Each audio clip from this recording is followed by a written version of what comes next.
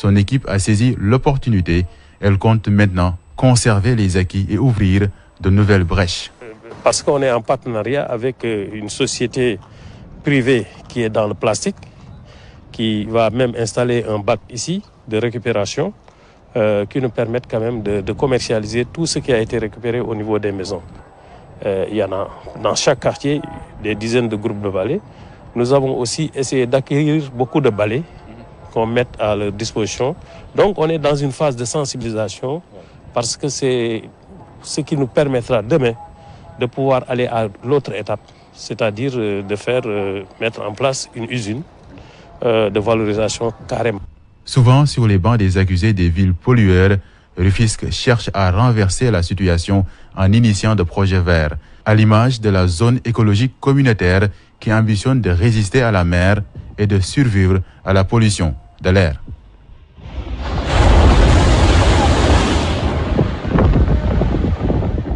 Toc Toc Sénégal.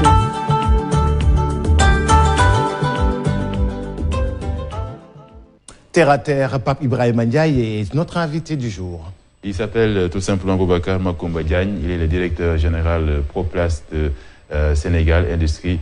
Monsieur Diagne, bonjour et merci d'avoir accepté notre invitation. Bonjour, je vous remercie et je profite de l'occasion aussi pour saluer tous les téléspectateurs qui nous regardent en ce moment et profiter de l'occasion aussi pour remercier particulièrement Boubacar parce que je pense qu'en 2013, il a été vraiment la première personne, parce que je tiens à le dire, parce que c'est important, parce que je n'ai jamais eu l'occasion au fait d'avoir cette opportunité-là. Donc il avait aidé l'initiative au départ en 2013 quand on faisait nos campagnes de collecte Ville sans plastique, en faisant au fait non voix off. Et je le dis aujourd'hui, c'est une personne qui est bien. J'ai cette occasion. Merci, donc merci beaucoup. Donc c'est une personne écolo. Écolo, oui. Je ne savais pas que vous aviez des...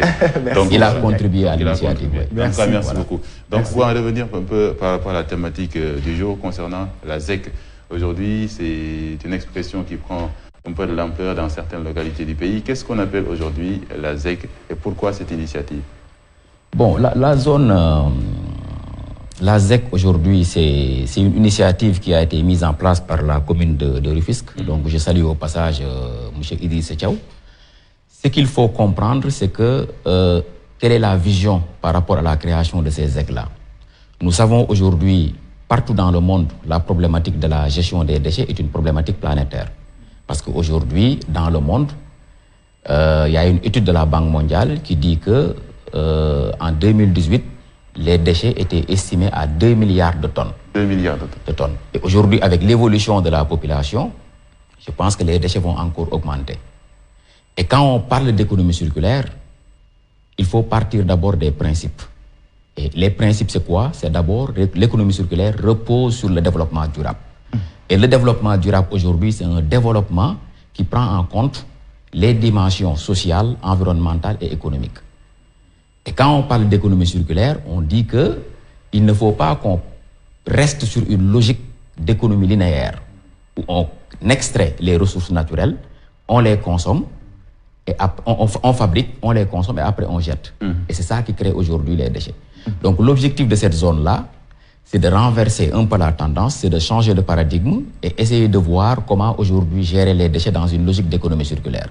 Ça veut dire impliquer aujourd'hui le consommateur qui doit être maintenant un citoyen éco-responsable parce que c'est un acteur essentiel dans la chaîne de valeur pour qu'on puisse construire une nouvelle économie circulaire dans le domaine de la gestion des déchets. Et dès l'instant que ce citoyen-là est conscient et que ce citoyen-là veut faire sa part, il faut lui donner l'opportunité.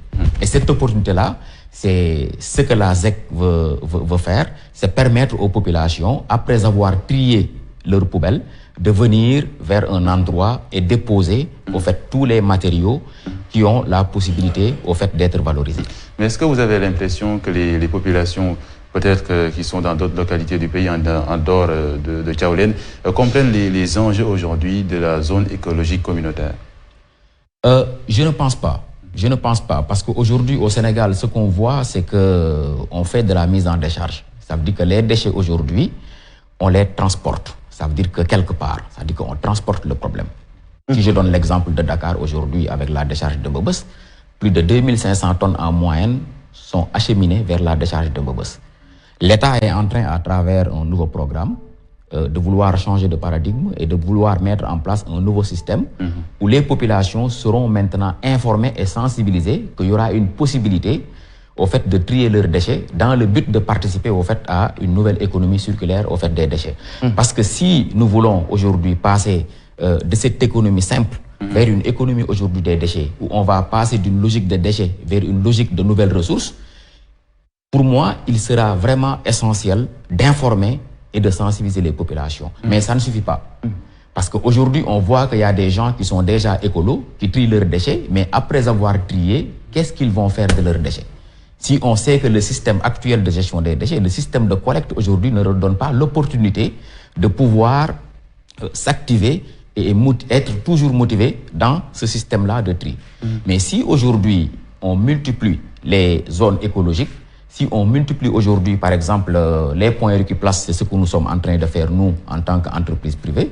Donc, je pense que ce serait l'occasion, au moins, de donner l'opportunité à toute personne qui veut aujourd'hui participer à cette nouvelle économie circulaire, à avoir le dispositif adéquat pour pouvoir, après avoir trié ces déchets, de venir là-bas et de pouvoir déposer au fait tous ces matériaux-là qui sont recyclables. Parce que je rappelle aussi que nous, pays sous-développés aujourd'hui, pour moi, il faut qu'on change de mentalité. Parce que si en Europe aujourd'hui, et je prends l'exemple de la France, ils parlent de la loi anti-gaspillage et économie circulaire. Est-ce que les réalités sont les mêmes? Non, je dis que c'est là où je voudrais venir. C'est-à-dire que si aujourd'hui l'Europe est en train de parler de loi anti-gaspillage et économie circulaire, nous sommes des pays en développement. Nous n'avons pas encore atteint un certain niveau de consommation. Ça veut dire que nous devons être les premiers pays aujourd'hui à économiser. Parce que celui qui n'a pas, on ne peut pas lui parler de gaspillage. Donc ça veut dire que le peu que nous avons, c'est-à-dire qu'il faut qu'on ne suive pas le même modèle occidental. Il faut aujourd'hui qu'on gère nos déchets selon nos aspects socio-culturels. Et je pense que gérer les déchets dans une logique d'économie circulaire au Sénégal, pour moi, est indispensable et incontournable. Mais Boubacar, comment faire aujourd'hui pour comprendre à la femme sénégalaise, de façon générale, qu'aujourd'hui, il est extrêmement important de trier les déchets? Parce que souvent, on dit que c'est une idée qui nous vient d'ailleurs. C'est une expression qu'on entend souvent, même s'il y a des femmes sénégalaises qui s'y mettent, qui traitent leurs déchets. Mais comment faire pour dire à ces femmes-là que c'est une possibilité qu'il faut exploiter en Afrique et particulièrement au Sénégal? Vous savez, moi je vais vous donner des exemples très clairs. Vous savez, nous avons l'habitude. Au Sénégal, il y a beaucoup de recherches, il y a beaucoup d'études. Mais je pense qu'il faut qu'on arrête les recherches, il faut qu'on arrête la théorie et qu'on essaie de pratiquer. Parce que nous avons tout aujourd'hui pour pratiquer. Je vous donne l'exemple très simple des marmites en aluminium qui sont chez nous. Nous tous, nous avons aujourd'hui des marmites, ce qu'on appelle les chines. D'où ça vient? Aujourd'hui, on veut nous imposer l'économie circulaire pour nous dire que bon, c'est un nouveau concept et tout, mais nous vivons l'économie circulaire depuis pratiquement nos ancêtres. Parce qu'aujourd'hui, le Sénégal n'a pas d'aluminium. Mais comment nous avons fait aujourd'hui pour arriver à ces marmites-là? C'est ça l'économie circulaire. Parce que cette marmite-là est issue aujourd'hui d'un déchet qui est valorisable, qui part soit d'une marmite qui a été achetée d'après une importation par nos mamans. Et quand cette marmite-là est cassée, par exemple, il y a un boudjouman qui le récupère. Quand on consomme aujourd'hui une canette en aluminium et qu'on jette ça, mais le boudjouman, il a son sac, il le récupère, mais après, il va aller donner ça au forgeron, qui va réutiliser ça maintenant pour fondre ça, pour en faire une marmite. Ça veut dire que nous vivons l'économie circulaire sans le savoir. Maintenant, nous avons des États aujourd'hui. Pour moi, les États africains doivent aujourd'hui regarder ce qui se passe dans leur pays et accompagner maintenant les acteurs. Parce que si les forgerons aujourd'hui avaient l'opportunité de pouvoir mettre en place des fours ou de pouvoir mettre en place des mécanismes qui leur permettent de faire de petits lingots ou bien des industries intermédiaires qui vont s'installer dans la transformation de ces produits-là qu'on appelle nous plus déchets, mais qui sont des produits. Donc au moins, on va pouvoir bâtir une nouvelle économie qu'on appelle l'économie circulaire. Et quelle est l'importance de cette économie-là? Nous, au départ, pour glisser un peu dans le domaine du plastique, qui est notre sujet aujourd'hui, c'est-à-dire que nous sommes des pays pauvres. Nous sommes des pays où tout est en jeu. Aujourd'hui, la création d'emplois, il y a le chômage. Aujourd'hui, on a des problèmes écologiques. Aujourd'hui, on a un pays aujourd'hui où on trouve les déchets un peu partout, dans nos océans, dans les rues. Et l'avantage de mettre en place une économie circulaire et d'impliquer tous les acteurs, c'est de se dire qu'on met une valeur économique autour du déchet. Parce que le déchet, par définition, c'est ce qui est destiné à l'abandon. Donc, tout ce qui a de la valeur aujourd'hui ne peut pas être considéré comme un déchet. Nous, c'est ça notre vision. Avoir une approche systémique où on dit aux populations, écoutez, est-ce que vous acceptez de jeter de l'argent dans votre poubelle? Les femmes vont se dire non. Maintenant, on vous dit que si vous collectez le plastique, nous, en contrepartie, on va vous donner un revenu. Et ça, aujourd'hui, je pense que c'est le début de cette nouvelle économie-là, parce que celui qui sait que s'il trie sa poubelle et qui sait très bien qu'en donnant son plastique quelque part, il peut avoir des revenus, je pense que ça peut changer aujourd'hui, au fait, la donne. Mais est-ce que vous continuez encore, parce qu'en fait, les populations ne sont pas toujours très informées de cela, que ces plastiques, comme vous venez de le démontrer pour l'aluminium, que ces plastiques peuvent être rachetés et que c'est une source de revenus. Vous savez, Boubacar, c'est là où je dis que c'est là où il y a un problème. Parce que l'État a des difficultés pour gérer les déchets. Aujourd'hui, on parle de la loi plastique. L'État a voté une loi. Il y a une loi qui a été votée, qui est entrée en vigueur depuis le 20 avril de l'année dernière, 2020. Donc, c'est une problématique qui est là. La lutte contre la pollution plastique. Aujourd'hui, nous sommes en train de faire un travail extraordinaire là-dessus. Mais nous sommes seuls. Parce que ce qu'il faut comprendre, c'est que, moi je le dis assez souvent, si on veut changer de paradigme, il faut partir sur ce qu'on appelle un pacte. Ça veut dire qu'il faut aujourd'hui impliquer l'ensemble des acteurs, et pour moi, ces acteurs doivent travailler en synergie. Et qui sont ces acteurs-là aujourd'hui? C'est le citoyen, c'est l'entreprise et c'est le territoire. Parce qu'aujourd'hui, on ne peut pas, nous, en tant qu'entreprise, si nous avons des difficultés, même si on est une entreprise à vocation sociale aussi, avec un impact environnemental assez fort par rapport à notre activité. Donc, mais si aujourd'hui nous avons des problèmes avec les territoires pour installer nos kiosques, pour pouvoir montrer aux populations que, écoutez, si vous avez maintenant du plastique, allez au niveau de ce point-là, vous allez trouver quelqu'un là-bas qui va vous récompenser en prenant au fait votre plastique. Si aujourd'hui les communes qui prévoient dans leur plan d'urbanisation des dispensaires, des écoles, des marchés, des églises, des mosquées, et tu ne vois jamais une commune aujourd'hui, c'est très rare, qui vous prévoit un espace pour gérer les déchets, et aujourd'hui on va tendre vers un programme zéro déchet, pour moi c'est de l'utopie. C'est-à-dire qu'il faut qu'aujourd'hui, qu'on sache que les entreprises ont leur rôle à jouer dans cette dynamique-là, mais aussi les territoires ont leur rôle, le gouvernement a son rôle, mais aussi les citoyens aussi ont leur rôle, parce que nous, on les interpelle tous. Parce que le citoyen aujourd'hui, qui est un citoyen éco-responsable, qui est un consommateur responsable, il ne doit pas être un citoyen qui consomme et qui jette. Donc, il doit changer son comportement. Il doit participer à cette économie-là. Et c'est ça qui fait, au fait, l'essence même de l'économie circulaire. Parce que ça repose sur 3 piliers aujourd'hui qui vous dit que il faut qu'on économise nos ressources naturelles. Il faut qu'on fasse de la production responsable et il faut qu'on fasse de la consommation responsable. Donc, qui est l'acteur le plus important? Moi, je pense que quand on est dans une économie de marché, l'acteur le plus important, c'est le consommateur. Parce que si le consommateur aujourd'hui est sensibilisé et si le consommateur comprend, il devient exigeant. Ça veut dire qu'il va pousser les entreprises aujourd'hui à faire de la production responsable. Et ces entreprises, en faisant de la production responsable, vont nous permettre à économiser au fait nos ressources naturelles. Justement, Boubacar, M. Diagne, dans son intervention, vient de parler de quelque chose qui est important, c'est-à-dire de revenus. Mais est-ce que vous ne pensez pas que le revenu que vous donnez dans les points de collecte sont encore plus ou moins dérisoires? Parce que souvent, il y a les Sénégalais qui vous disent « j'ai envie d'aller vendre mon déchet, mais ça ne me rapporte pas grand-chose ». Comment faire pour convaincre, pour renverser cette vision-là? D'abord, je vous dis que quand je donne l'exemple de Dakar où il y a 2500 tonnes par jour, quand on amène les déchets au niveau de la décharge de Mbobos, on paye le transport. Oui. On paye le transport. On paye. Donc, même celui qui on prend paye le technicien de surface. Le technicien de surface. Donc il y a des coûts.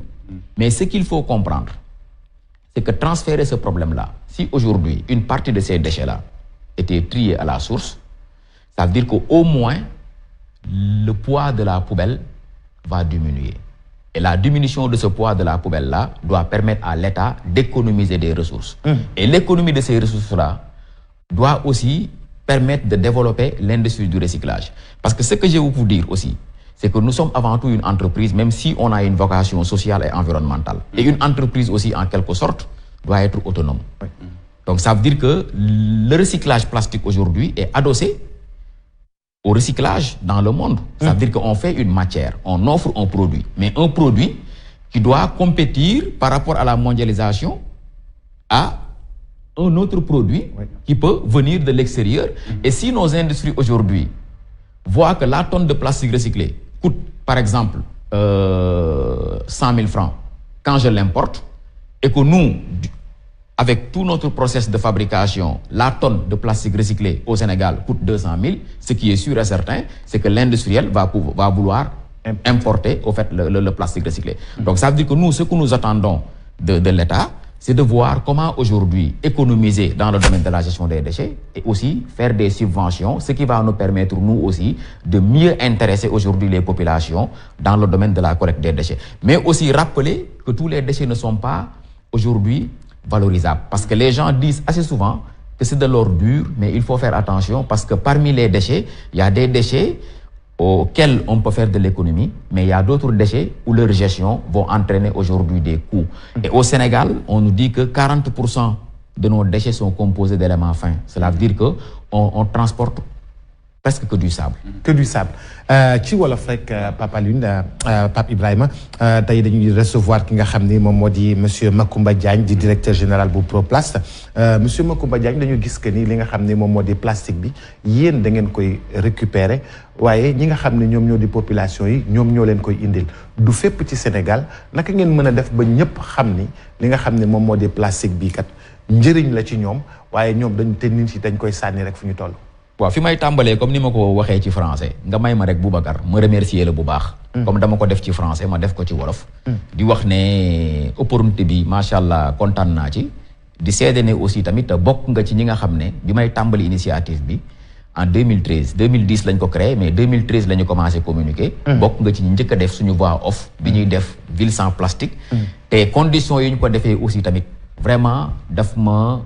puus ma wax ne nit ku baax nga donc loolu opportunité bu mag la tey ma wax ko fii ci télé bi ñëpp dégg ko donc maa ngi lay remercier ci loolu donc pour revenir ci suñu question bi ñu posé mooy naka la ñuy def tey ba wàllu recyclage plastique nekk lu siiw foofu aussi may wax ne ñun suñu société xam-xam dafa màcc ci naka la ñuy def ba changer tendance yi mooy lan mooy wax population bi ne leen déchet boo ko déggee mooy lu amul njëriñ mooy lu kenn soxlawul te lu amul njëriñ ak lu kenn soxlawul dañ koy sànni mais lépp loo xam ne dafa am njëriñ tey par définition mënatuñ ko tuddee déchet te tey exemple bi ma ci mën a joxe mooy li ma fi wax léegi ci wàllu cin yi nga xam ne mu ngi suñu biir kër yi Sénégal du import du produire aluminium mais ci aluminium yi ñu doon importer muy bool muy canette ak yooyu yëpp moom la nit ñi doon jël buñ ko jëfandikoo ba pare wala mu yàqu di ko utiliser jox ko forgeron yi ñu defar ci cin loolu nag bi ñu ñëwee ak ferraille bi aussi lu ñun bi ñu ñëwee ci plastique bi jéemuñu imaginer lu jéggi dayoo loolu li ñu def rek mooy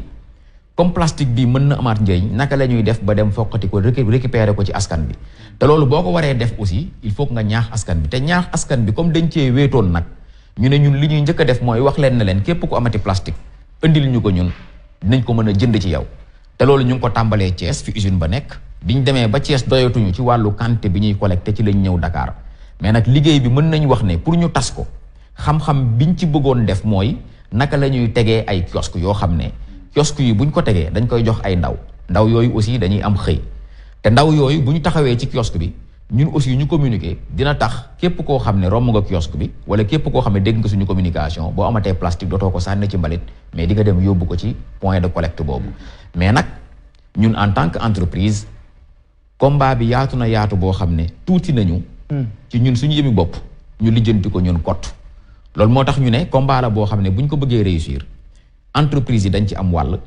mais citoyen bi nga xam ne mooy consommateur bi daf ci am wàll waaye territoire bi tamit aussi daf ci am wàll te kenn ku nekk rek bu jëfee wàllam yaakaar naa ne xeex bi buñ ko sumbee dinañ ko mën a gagner ci lu mu gën a gaaw loolu moom moo tax ñun aussi ñuy profiter ci occasion bi pour lancer appel yeneen acteurs yi nga xam ne dañ leen di wax ne leen tey suñu dëkk yi ay dëkk yu ndóol lañ suñu dëkk yi dañu war a jox ndaw ñi xëy suñu dëkk yi amaguñu ay jumtukaay yu war pour gérer suñuy déchets comme ni mu waree.